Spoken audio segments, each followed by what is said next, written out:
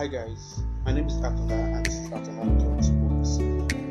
I'm new on BookTube and I've learned that I have to do a sort of newbie tag video, but I've not been tagged to do it. And I'll be doing that later. But I just really want to talk about this book, Kazuo Ishiguro's Never Let Me Go, which I read sometime in January. It was the fourth book I read in January, and I've not been able to get over it.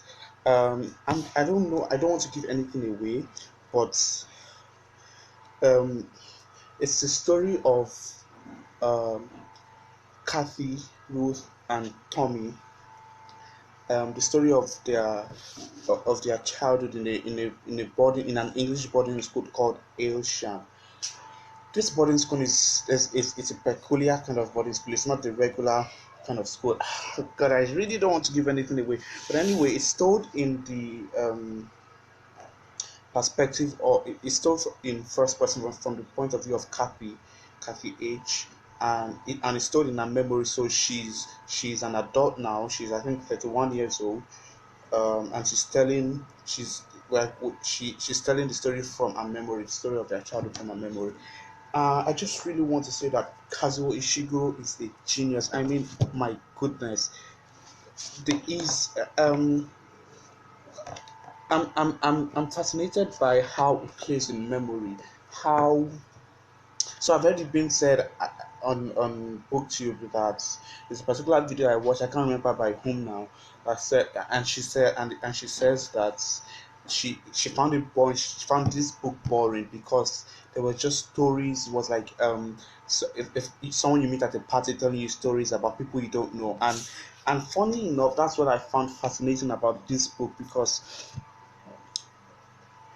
the way Kazuo Ishiguro captures memory, it is so interesting and so accurate. So we could Kathy could be talking about how she could be talking about one thing, or she's trying to talk about one thing, but in order to be able to talk about that thing fully, she has to talk about something else. And I just find it that's so fascinating. That was actually what interested me in the story, and also the voice. Kathy's voice is um, the book is written in very simple language, very simplistic. And while some I can understand that some people might find it boring, I find it very interesting, because it sort of captures. I read a review where I think it was on the New York Times, where the reviewer said that particularly that the voice is what makes the story stand out, because it captures the I'll have to give something away. There's a big